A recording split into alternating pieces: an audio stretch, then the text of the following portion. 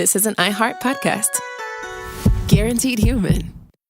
Work can be a little weird. Cringy training seminars, coworkers who won't stop talking about their plant, forgetting the mute button at an inopportune moment. We have to deal with a lot on any given workday. Sometimes it can feel hard to thrive and move forward in your career. Well, that's where LinkedIn comes in. LinkedIn helps you get ideas and insights from experts in your field, connect with people professionally, grow your network, and access tools designed to help you find the right fit for your next role. Whether you're just getting started, figuring out your next move, or looking to accelerate your career, LinkedIn is built to support you at every stage because LinkedIn is the network that works for you. Visit linkedin.com/knowstuff to learn more. Stuff at Sea is a 5-night adults-only sailing trip that brings the Stuff podcast universe to life on board. This voyage is a culture-soaked escape where pink sand paradise meets curious minds. Sailing round trip from New York City to Bermuda on October 2nd to 7th, 2026, this voyage drops you straight into the iHeart Podcast Stuff universe. On top of the adults-only experience you already love, you'll get live podcast episode recordings, behind-the-scenes sessions, themed activations, and more unmissable onboard moments. Learn more at virginvoyages.com/stuff.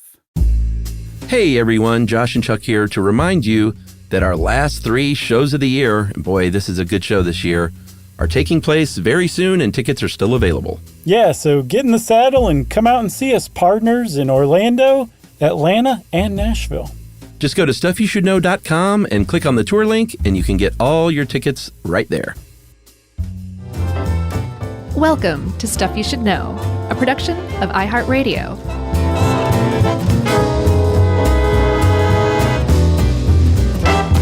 Hey, and welcome to the podcast. I'm Josh Clark, and Charles W. Chuck Bryan is here, and this is Stuff You Should Know, Dear Diary edition. Well, I guess I'll just ask the obvious question. Have you ever kept a diary of any kind? Any kind of journal? Yeah, I think I did when I was younger, but I haven't in a long, long time. And it's one of those things I'm like, gosh, this is such a great idea. And I'll do it a couple of times and then I just fall off. Yeah. Fall off the wagon. I think it's one of those things that you can either be inclined to be one of those people that does it and keeps up with it or not, but you can also learn to do it, I think, with practice, like anything else, by setting that habit. And the reason I assigned this idea to Livia, who did a great job, is because my good friend Mike Anderson has kept a daily journal since 1991. Dear Mike. It's pretty amazing. I obviously never read it, but it's just it comes up every now and then because it is a journal of his life, but what it serves as far as the friend group goes is a journal of all of our lives to a certain degree. That's neat. And sometimes we'll be camping or just hanging out or something, and we'll be talking about something that happened in the old days, and we won't be clear on it, and Mike will just be like, I can find that out for us. And it's cool. It's a bit of a time capsule, and he's currently getting them, I think, digitized from his old handwriting days. Oh wow, handwritten days rather. And I was like, these are important, right? And you need to make sure, we're all getting older, and like, what if a UFO picked you up and took you away? And he's like, I got that covered, my friend. They are going to his daughter already. They will be preserved by her. Mm-hmm. And Mike's a crazy, weird, creative genius. So I'd like to see these like published one day. Yeah, that's who you want to keep a journal for that long, for sure. It could be one of those things that comes out, 100 years from now, and that's when he becomes famous. What year did he start? 1991. Man, and so it's 2023. So yeah, do the math. 38 years. Do the math. Are you sweating? Mm-hmm. My upper lip is. Anyway, so this is on Diaries, and this actually turned out, at least in the history section, to be way more woman-centric than I imagined it would be. But it makes a lot of sense now that I see the history of it. Well, yeah, and if you kind of dive into 10th century Japan, which we'll talk about in a second, there was a kind of a movement of journaling. Mm-hmm. What a lot of people point to as the first real historical example of people using diaries. They're writing because they're not allowed to be externally. So the only way to share themselves is to write to themselves. And women have so long been repressed by men that I could see journaling being a largely woman affair for most of history, I should say. Yeah. I mean, we can actually start with that because the earlier examples aren't really diaries. Like we're talking about a papyrus logbook by an Egyptian official named Merer about limestone blocks being delivered for the pyramids at Giza. Not a diary. Not a diary, because there's nothing, a diary is something personal about someone's experiences. So he wasn't like 10 blocks delivered today, also feeling a little depressed, if anyone cares. Mm-hmm. It was just recording of things. Marcus Aurelius, the Roman emperor, got a little closer with his meditations because he did talk about things like, here's how I'd like to develop these character traits and cultivate these things in my life. Mm-hmm. But it still was sort of abstract. It wasn't like, today this happened and I felt this way about it. So it's kind of these pillow books that are kind of the first diaries, I think, right? Yeah, and again, they came up among the ladies of the court in Japan in the 10th century. And again, they were extraordinarily repressed, but they were able to share themselves so eloquently that a lot of these what are called pillow books survived. And one of them was essentially, so they would kind of veer into fiction and poetry and stuff in addition to recording, historical events at the court, both large and small. It could be gossip. It could be the death of an emperor. They're really good historical records, but they're also really good inward records of historical figures who otherwise wouldn't have who would have been lost to history. And that from that tradition of kind of veering into fiction a little bit, what's considered the first novel, The Tale of the Genji, came out in the 11th century by Murasaki Shikibu. I think I got that right. And that was basically the first novel that came out of the pillow books. Yeah, and there were the pillow books, which were written by many women. They used a specific writing system that was, I think, the first purely Japanese system called hiraguna. I'm probably going to get a lot of this stuff wrong. And that was compared to the official writing system called kanji, which I think was derived from Chinese and used exclusively by men. And this other writing system was used only by women, at least at first. I'm not sure if that changed.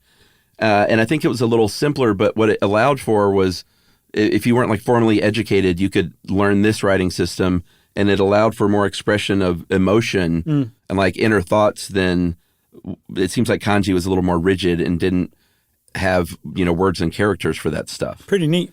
So they wrote these pillow books. There's also one called The Pillow Book, and that was a specific book written by, how would you pronounce S-E-I as a first name? Sei Shonagon, and that was made into a movie in 1986. Peter Greenaway, The Pillow Book, with, what's his face? Obi-Wan Howie Kenobi. Mandel. No, what's the guy? Ewan McGregor was in that. I thought you were talking about Sir Alec Guinness. No. Europe, they started doing this in the Renaissance, right? Started journaling. Yeah, and what's interesting about that is this is when journaling really kind of became more widespread because the idea of individualism became more widespread around the Renaissance. So people started reflecting on their own experiences rather than, just counting themselves as part of the crowd. It mattered how they felt about something that happened, and they started writing it down. So even though the pillow books kind of really kicked it off, there were several centuries where that just kind of fell away, and then it was picked up again and really kind of took off, at least for those of us in the West, beginning in the Renaissance Europe. Yeah. Around the same time, Puritans started doing this stuff. Quakers started doing it. But these, they were diaries, but it was a little more of a, how can I be a better Puritan or a better Quaker? And, very sort of religious based rather than just like, here are my feelings about, Goody Proctor. Exactly. Oh my God, I can't imagine they would write something like that. The French got really into it too during the French Revolution, right? Yeah, I don't know exactly what kicked that off, but they came up with what's called the Journal Intime, the intimate journal. And the British also said, hey, that's a pretty good idea. So they're writing about their inner lives, their inner feelings, thoughts, experiences. This is I guess the early 19th century.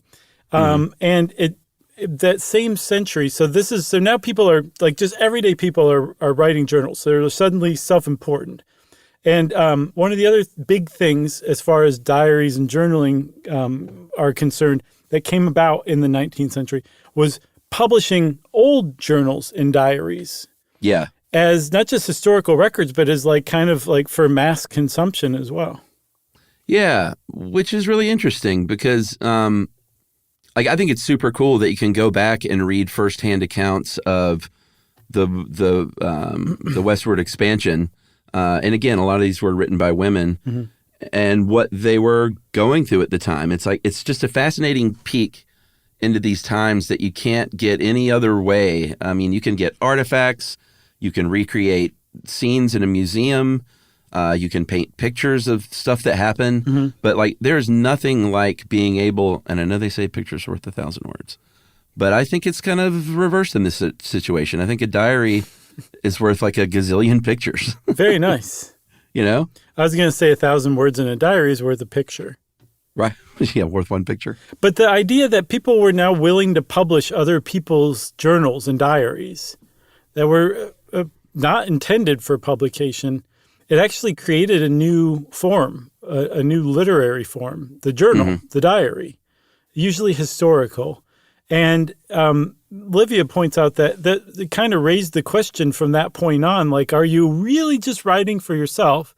Right. Or can you ever overcome the idea that if you don't destroy these before you die, that there's a chance that somebody might discover them and find them worth publishing? And so are you paying attention a little more to sentence structure, to grammar, to the words you're using? You're trying a little harder than you would.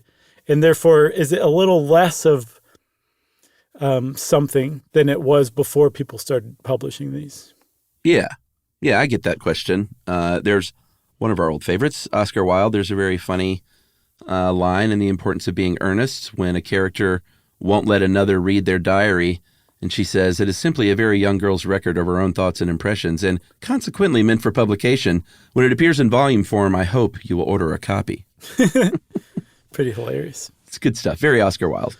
So The Importance of Being Earnest came out in 1895, which means that idea was established by then, very well established.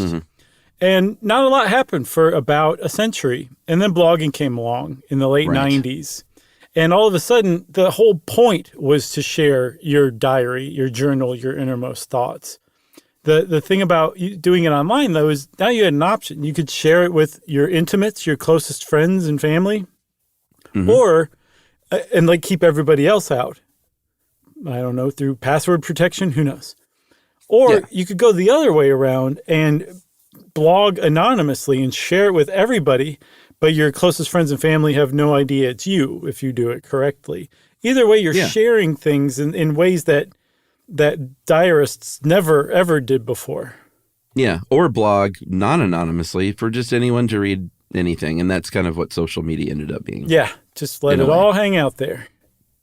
And isn't it great that happened? If everybody's ruining their own life, then nobody's ruining their own life. All right, maybe let's take an early break. Yes. Okay, we're going to take an early break, and we're going to talk about some of the more famous historical diaries out there.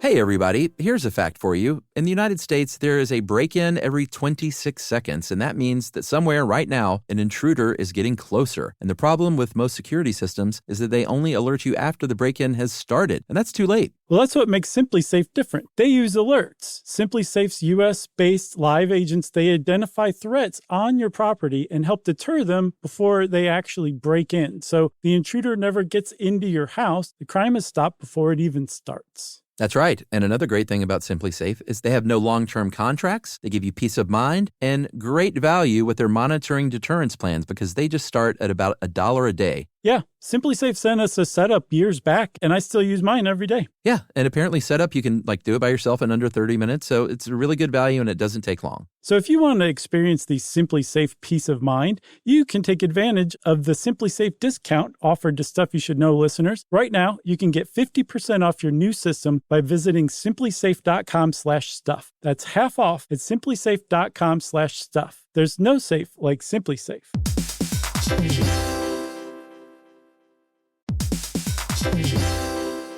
Work can be a little weird. One minute you're in a meeting that could have been an email. The next you're trying to decode corporate jargon that somehow means nothing. And don't even get us started on the quick sync that turns into a 45-minute deep dive.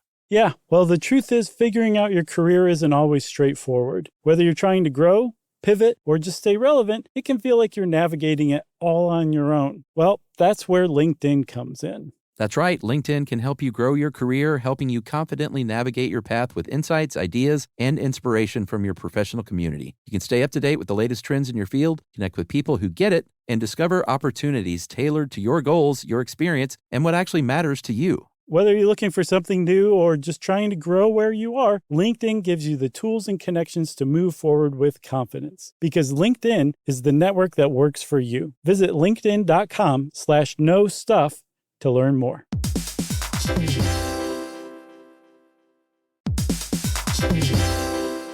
Hey everybody, we're here to talk to you about Wayfair, who believes that spaces should be functional, they should be comfortable, they should be well-designed, and they can be well-designed by you with their help. Your updated space should feel more comfortable, inviting, and practical for everyday use. And we're talking about outdoor seating. We're talking about grills. We're talking about major appliances. If you need storage solutions, Wayfair can help you out. Patio lighting, rugs, decor. It is your one-stop shop for home. Yeah. I mean, it's getting nice out, so it's time to think about living outdoors for the next few months. And Wayfair knows that outdoor furniture, it's heavy, it's intimidating to assemble. So Wayfair has stepped in and said, we're going to handle the hard part so you don't have to. That's right. You can shop Wayfair Verified, your shortcut to the good stuff. And that means their team of product specialists are going to vet everything by hand using a 10-point inspection, testing things like, quality materials, functionality, and features, and even how long it takes to build that piece of furniture. And the overall experience save time, reduce hassle, and improved convenience. Patio season is here, and these deals won't last. So head to wayfair.com right now to get your outdoor space ready for way less. That's WAYFAIR.com. Wayfair, every style, every home.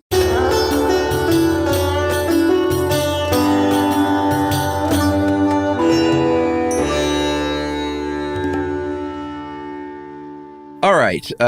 We were talking before the break about historical diaries and how I haven't ever really read one. I've read memoirs and things, which is fine. That's different. Yeah, it's a different deal.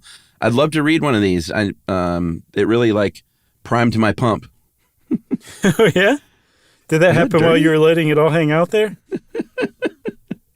There's a naval administrator, a very famous person named Samuel Pepys, who wrote a journal for about 9 years in shorthand, even.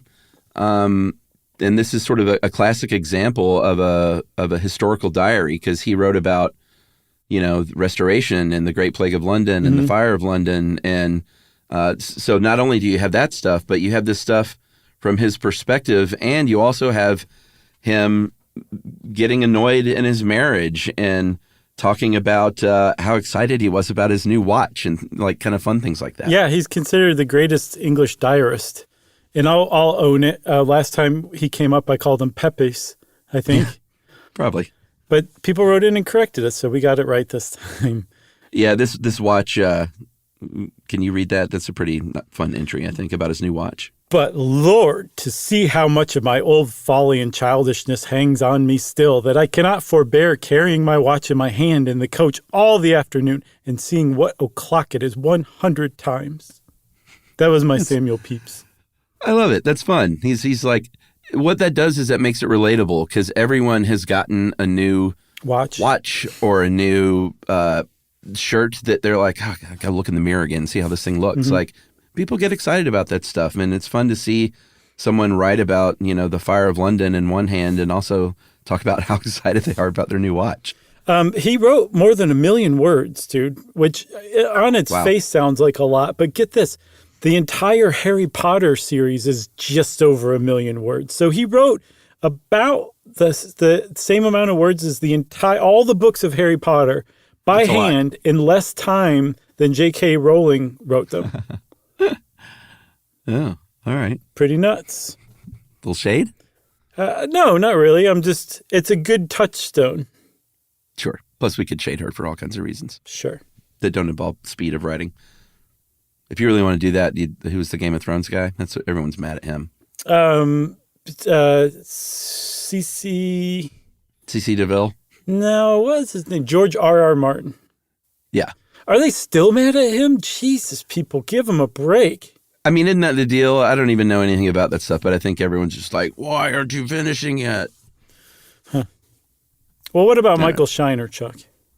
Yes, he was an enslaved person in Maryland, and in 1805 was eventually a free man, but he worked at the Washington Naval Yards for many decades and ended up keeping a 56-year diary that was maybe like my friend's Mike one day, that'll be published after he died by historians.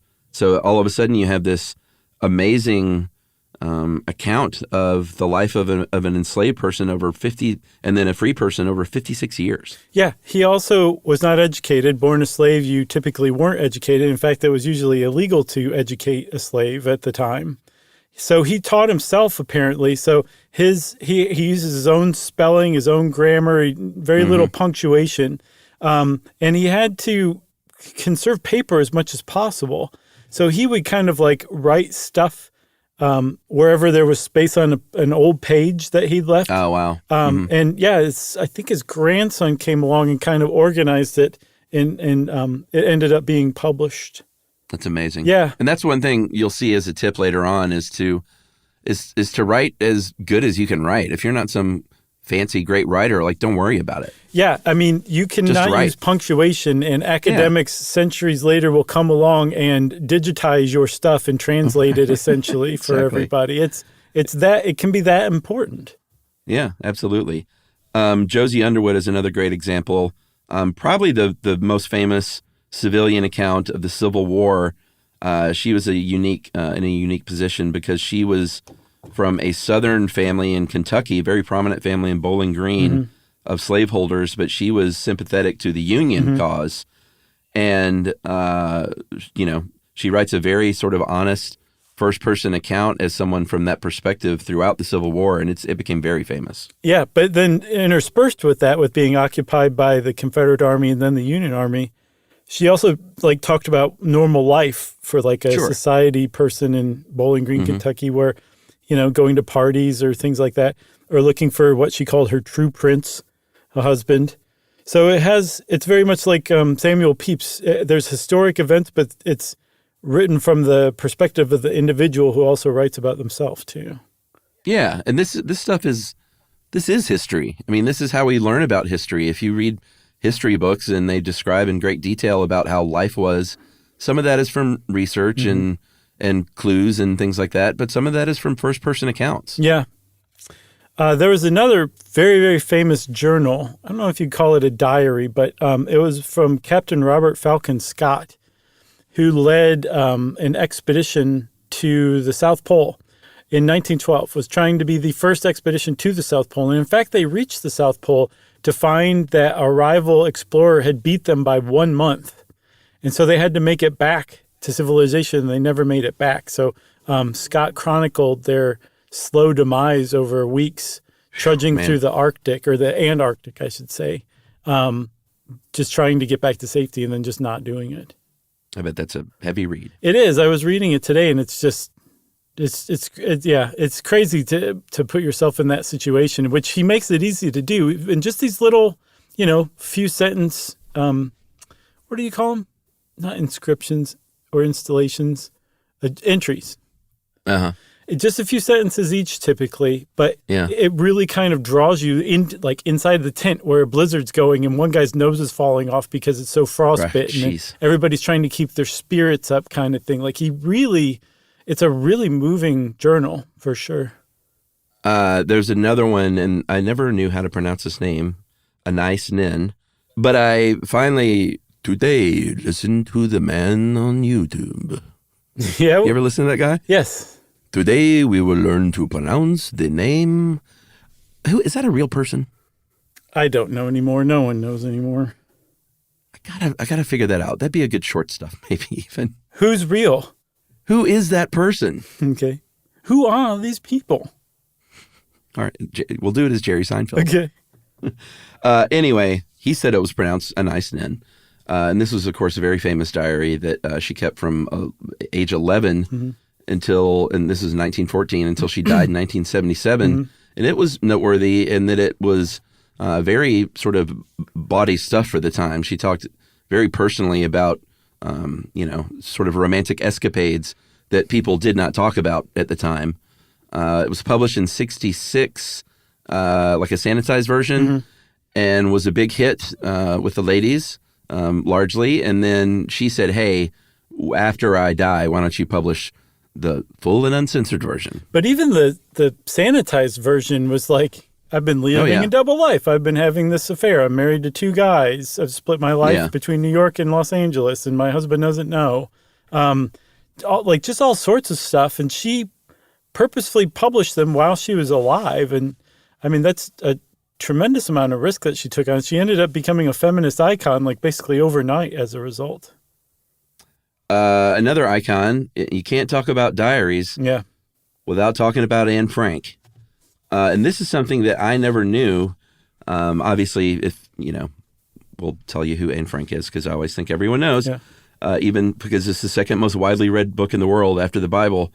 But Anne Frank wrote a diary between 1942 and 1944 as a teenager, started at 13, hiding from the Nazis with her family, and wrote this diary. The thing I never knew is that she had planned to publish it. As the story goes, she was inspired by a radio transmission in 1944 from the Dutch government that said, hey, collect this and put it on paper, all this everyday material about Nazi occupation, like write it down so people know.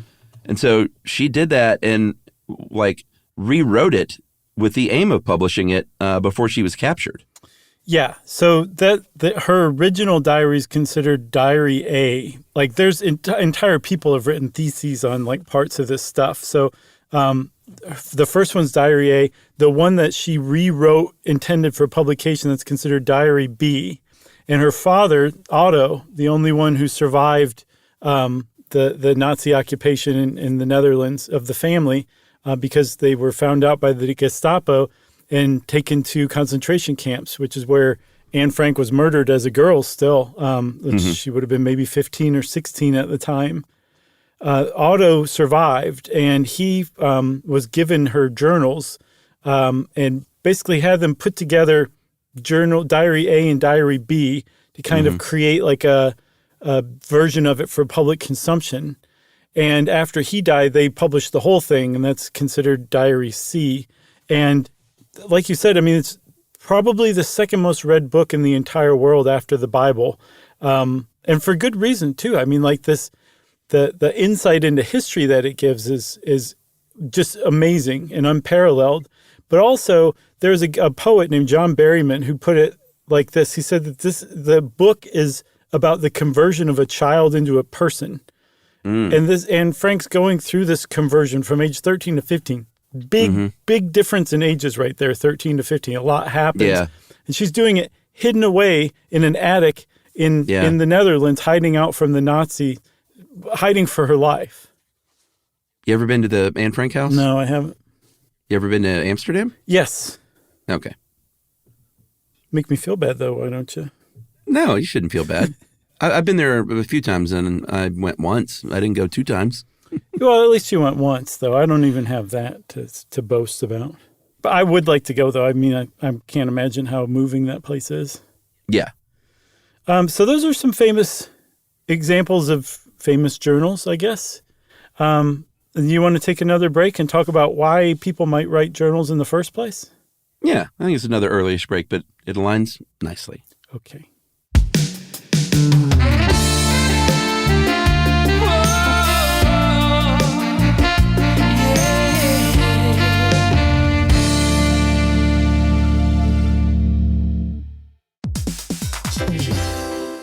Hey, everybody. Here's a fact for you. In the United States, there is a break-in every 26 seconds, and that means that somewhere right now, an intruder is getting closer. And the problem with most security systems is that they only alert you after the break-in has started, and that's too late. Well, that's what makes SimpliSafe different. They use alerts. SimpliSafe's US-based live agents, they identify threats on your property and help deter them before they actually break in. So the intruder never gets into your house. The crime is stopped before it even starts. That's right. And another great thing about SimpliSafe is they have no long-term contracts. They give you peace of mind and great value with their monitoring deterrence plans because they just start at about $1 a day. Yeah, SimpliSafe sent us a setup years back, and I still use mine every day. Yeah, and apparently setup, you can do it by yourself in under 30 minutes. So it's a really good value and it doesn't take long. So if you want to experience the SimpliSafe peace of mind, you can take advantage of the SimpliSafe discount offered to Stuff You Should Know listeners. Right now, you can get 50% off your new system by visiting simplisafe.com/stuff. That's half off at simplisafe.com/stuff. There's no safe like SimpliSafe.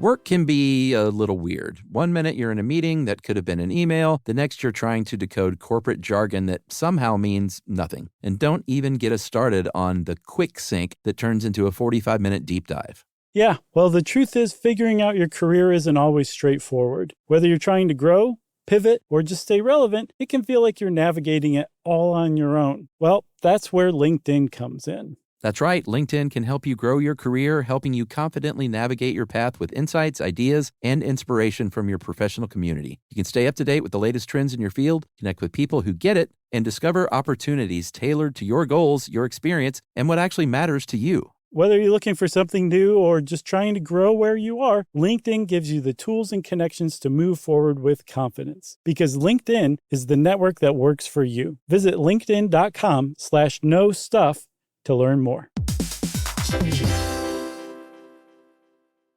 Introducing the all-new Mazda CX-5, featuring more connection, Hey Google, where's the nearest Pilates class? safety that has your back, more discovery on the scenic routes, more passion in the details, and more control in changing weather. The all-new Mazda CX-5, more to move every side of you. See it in 5 films at mazdausa.com/5sides. Google is a trademark of Google LLC. Sequences shortened and simulated.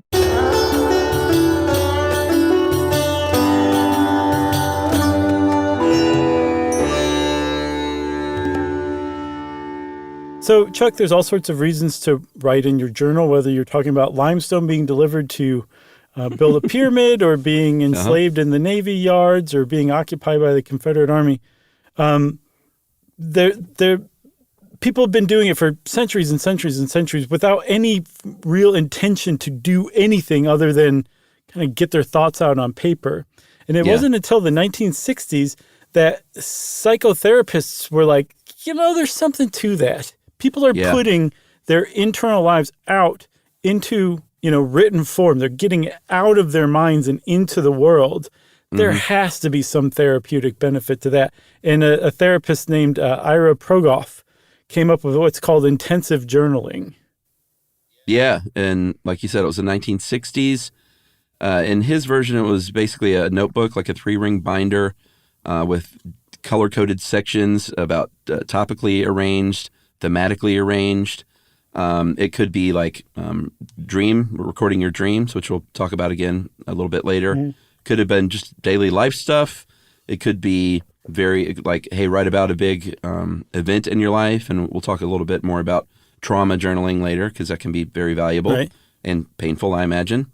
But basically, it's all about like almost like a meditation and allowing things that were important to you or related to you at different points of your life to come to the forefront of your mind and just sort of write out through the pen onto the paper or through your fingies onto the keyboard. Right. Yeah. You sit there for a few minutes reflecting on the topic you've decided to focus on for that journal entry.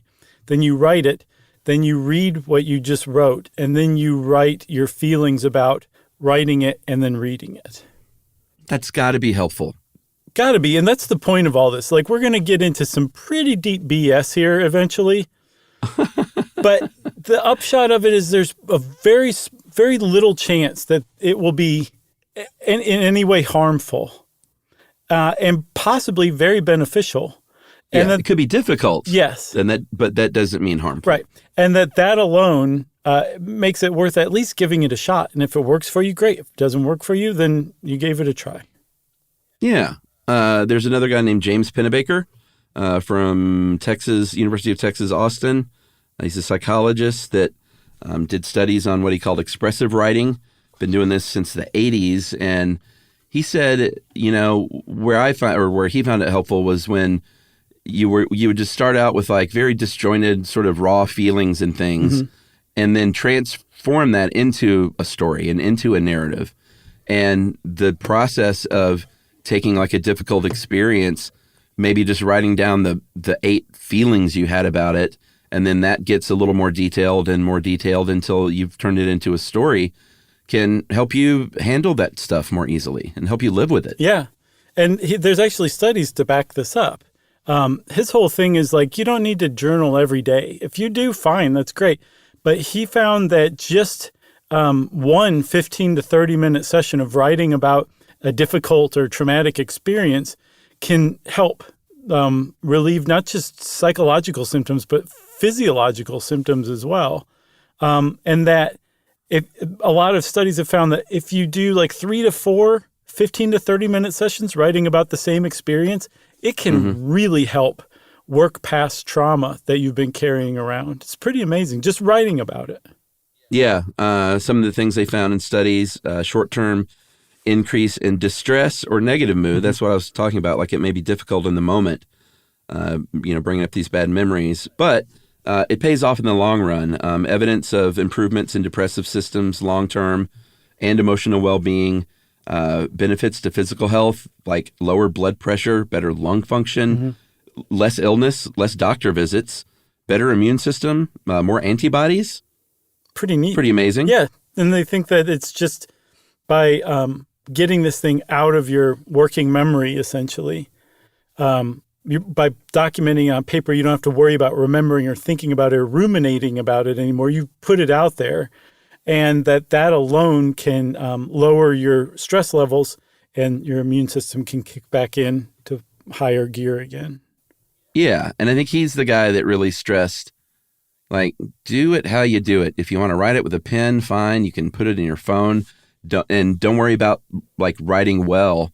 And don't worry about being fair, even. Like, you're doing this for you. You're not doing this for publication. So write about how you really feel, even if it's a very selfish thing in the moment. Right. And try and really bring up a lot of sensory details and, deep emotional, physical sometimes feelings that you had at the moment of this trauma.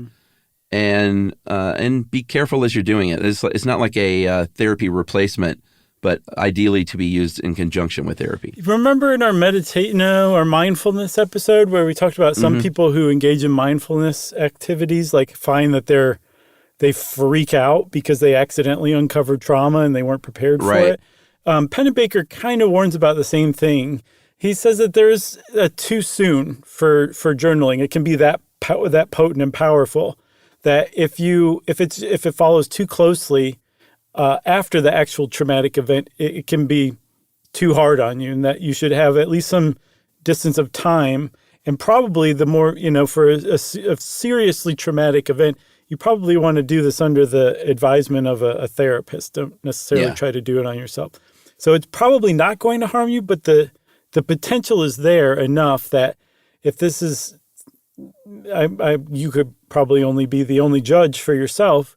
Right. If this is so weighty that it could break you mentally, you should probably talk to somebody first about how to do it correctly or when to do it. Yeah, totally agree. A gratitude journal is something that I had never really heard of. Really? Yeah, I never heard of that. Huh. I mean, I've heard about, of course, gratitude and thankful and ruminating on that stuff, but like actually writing it down in a list or a journal is a pretty popular thing that I'm a big dummy for not knowing. No. Because they've even done a meta-analysis, and so that means there's a lot of studies on it. In 2021, Japanese researchers did this analysis, and they found that It really helps with stress and depression if you do it at least like 6 times. It said over the course of a study. I'm not sure what time frame that is. Mm-hmm. But basically, like, it can take a lot of forms. Noticing generosity that you see walking around in the world, things that you're just thankful for. It can help lead to you expressing gratitude and thanks to others. And you can also note that. But it's sort of a version of what's called positive affect journaling, which is basically focusing on positive things and gratitude. And ideally, that's going to increase your well-being. And it seems like it would. Yeah, for sure. And they also say you want to be very detailed. You want to typically focus on people, not necessarily things that you're grateful for, although you can focus on that. And that it's much better to focus on a single topic rather than, list off 5 things like I'm grateful for this, this, and this. More like I'm grateful for this and this is why is much more helpful as far as gratitude journals go. I like that. Also, going back to the trauma thing just real quick, there was a 2016 study by a researcher named Ji Young Park, and they found that people who use expressive journaling, which is writing about your experience, getting it out in those 15 to 30-minute sessions, they showed more self-distance after journaling. And self-distance is actually, it's a psychological term. It's a concept where you are more detached emotionally from an event that you experienced. And that by being able to distance yourself from it, you're able to cope with it much easier, process it better than when you're super all up in it and it's overwhelming you. And they found that self-distancing can be helped along by journaling about the event. Yeah, I mean, it's sort of that time heals wounds things. And I think the idea here is it can help sort of speed up that process, speed up that time. Yeah, and it helps you get things off your chest. It helps you clarify your thinking. And one other thing that it really helps you do is see other people's perspectives. And I imagine you may be able to put stuff down on paper in private that you might not even tell a therapist that you think that you can be completely open to, Yes, ideally that you are sharing that level of openness with your journal or diary. That's, from what I can tell, the more you're able to do that, the healthier it could conceivably be. Although, I don't know if you said it or not, but Pennebaker says maybe you don't want to journal every day because that can actually potentially make you ruminate more on negative stuff because you're talking. I think you said that, actually. Did I? There are several truths in your life. There is the truth you tell your therapist. There's the truth you tell your doctor. And then there's only one real truth, and that's the truth that you tell yourself, probably. Yeah. When no one else knows anything, even the closest people in your life. I think the truth you tell yourself is probably the truest thing. You can also delude yourself, though, too. Oh, well, no. That's a completely different thing. Oh, sorry. I brought that up. No, you can 100% lie to yourself. But I think that, I don't know. That's just an opinion of mine, Sure. And that's why I think that journaling very privately could be like a really therapeutic thing. For sure. It seems like, that's the thing. When I said we were going to wade into BS, like there's a lot of people out there who have tried to quantify it. HR people who are like, maybe we should get all the employees to journal every day. It's like this thing may work, so everybody's turned it into a thing that you have to do. And if not, then you're not trying to achieve your goals and you're not living your best life or whatever. It's meant to be one of those things that, like, if it helps you, great. If it doesn't, move on. It doesn't have to be this thing that everybody has to do and benefit from in exactly the same way. Yeah, I have a fun small collection of 2 to 3 journal entries from various points in my life. Oh, nice. Where I'd say, I'm going to start doing this, man. Because I'd do something like this, or a teacher would talk about it, and all right, here we go. And a few days in, I stopped doing it. Yeah, I mean, it's so easy to not do anymore. I did have I think the longest one I ever kept was for one full quarter. We were in quarters back then in college. I remember those. I had a playwriting class I took, and my playwriting teacher had us as part of the class, like it wasn't optional, do what he called a commonplace journal. And that was just Not even your thoughts and emotions, just more as a writer might do, like things you notice and things that might inspire you and this and that, commonplace things. Okay. So I did that for a quarter, but I don't think I have that one. That's my most robust one, and it's lost to time. Poor guy. There are all kinds of journals that have become popular as far as like, oh, this person says this is a very good way to do it. The Artist's Way, a self-help book from 92 by Julia Cameron, talked about morning pages. So you just sort of, and this is based on the Jungian idea that your ego defense doesn't wake up until 45 minutes after you wake up. Yeah, I looked that up, and I don't think that's actually a thing that Jung ever said. Oh, really? Yeah. So did Julia Cameron? It is a self-help book. Right. Anyway, that's the idea, at least, that sounds like it may or may not be true. But the whole idea is you do this first thing in the morning, sort of stream of consciousness style, to just sort of drain out your brain of stuff that might plague you throughout the day later on. Yeah, the point isn't to just write anything like inspirational or good or whatever, just to get it out, like you were saying. Yeah. And that's a good example of what I was talking about with the BS. Like, does it have to be based on a Jungian idea and that is exactly 45 minutes? It's just like, hey, this works. You guys should give it a try. Don't try to write anything worthwhile. Just get out the crud that's going to plague you for the rest of the day. Why can't people present ideas like that anymore? No. Yeah, just say, do it when you're sweepy, because that seems to work. Yeah, exactly. Yeah, why do you got to bring Jung into this? He's like, don't drag me into this just because you use the word ego.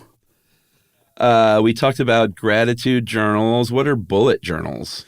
These are, they were created by a digital designer named Ryder Carroll, great digital designer name, back in 2013. And they're much more real world focused, like to-do lists, calendars. Seems like a life system. Exactly. That's exactly what it is in written form. And so whatever you need to help you, like you're trying to keep up with the meals you're eating for the week or the exercise you're doing or the chores you have to do or whatever, you have these different journals all within this kind of bullet journal, these different sections or segments to it that are typically laid out over time, a week, a month, or something like that, or by section. And people decorate them in very pretty ways. Well, and it's also can be, though, not literally just things I have to get accomplished today, but like go to the store or go to this appointment, but things you want to accomplish in a holistic way. Like today, I'm gonna really work on either gratitude or thankfulness or empathy or something like that. Right. I got to check the box next to empathy. Right. I empathize today. Check. That sounded slightly cynical. Dream journals. Yeah. I don't do those either. No, but so there are formal interpretation systems of dreams. Like if your teeth fall out, you're worried about your looks or something like that. Right. Those are clearly, obviously, just totally wrong. But there is a usefulness to dream journals in that it's very much like getting your thoughts out with typical journaling. With dream journals, you're recording the thoughts that you got out while you were dreaming before they, disappear, in that 45 minutes before your ego defenses go up. Right.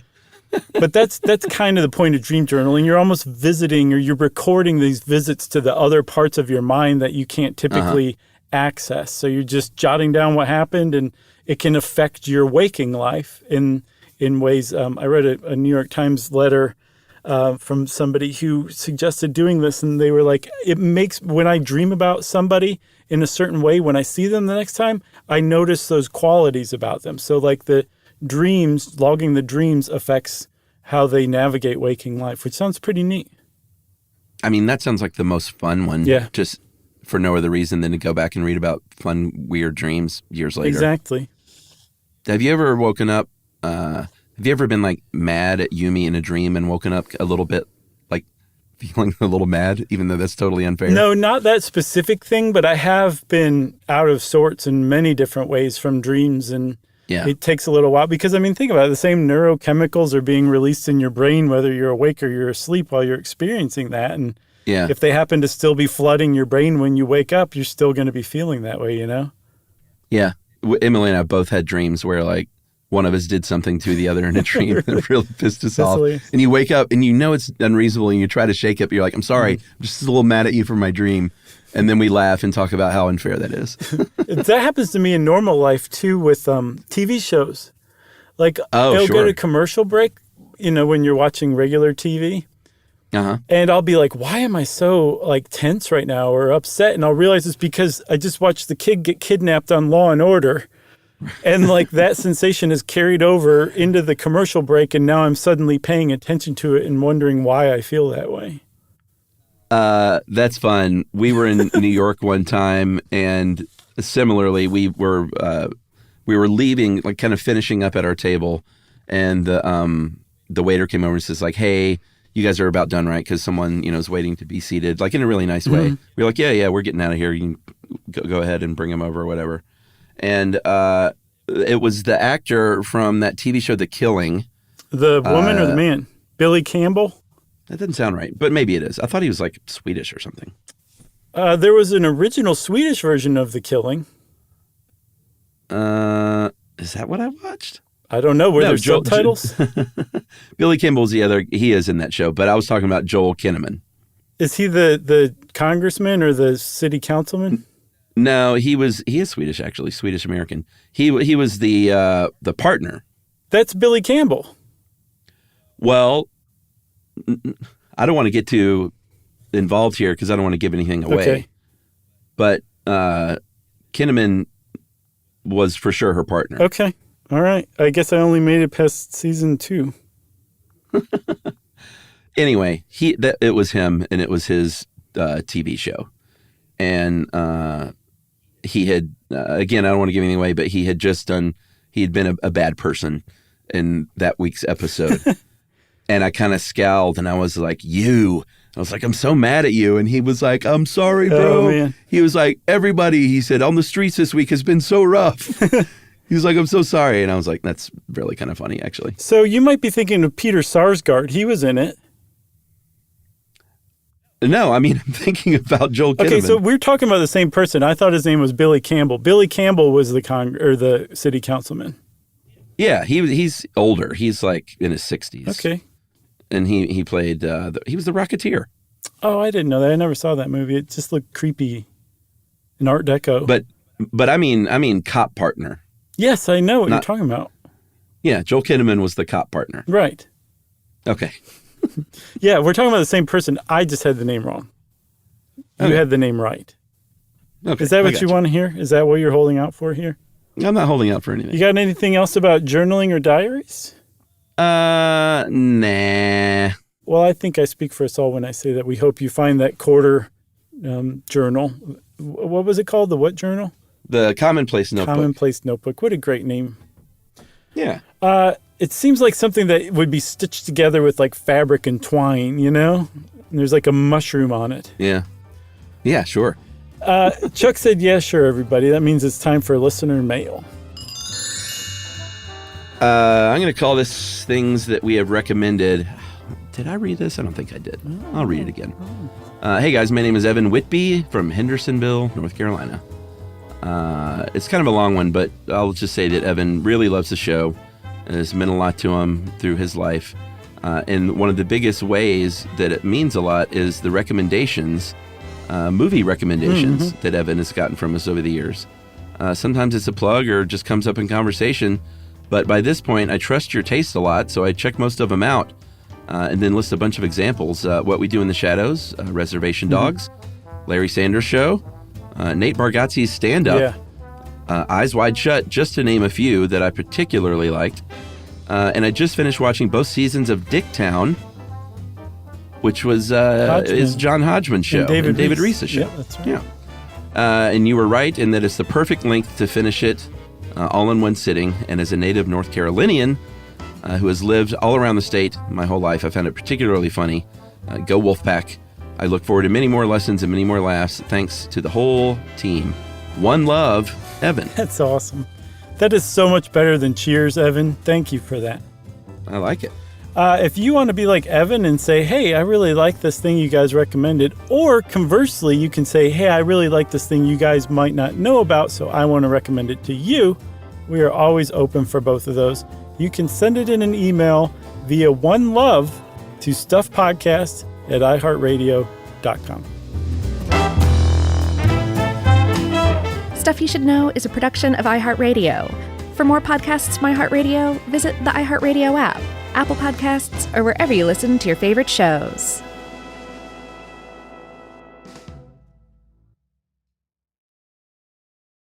Mom, can I have Lingo Kids? Dad, Lingo Kids, please! When did we become the Lingo Kids house? No idea. Last week it was dinosaurs. This week it's... Lingo Kids! Why Lingo Kids? Because it's the best thing ever. We can play games with astronauts, wild animals, and superheroes. With more than 4,000 interactive games, songs, and shows, Lingo Kids is the #1 entertainment platform for young kids. So, no dinosaurs? And dinosaurs! Lingo Kids! Everything kids love. Download it for free.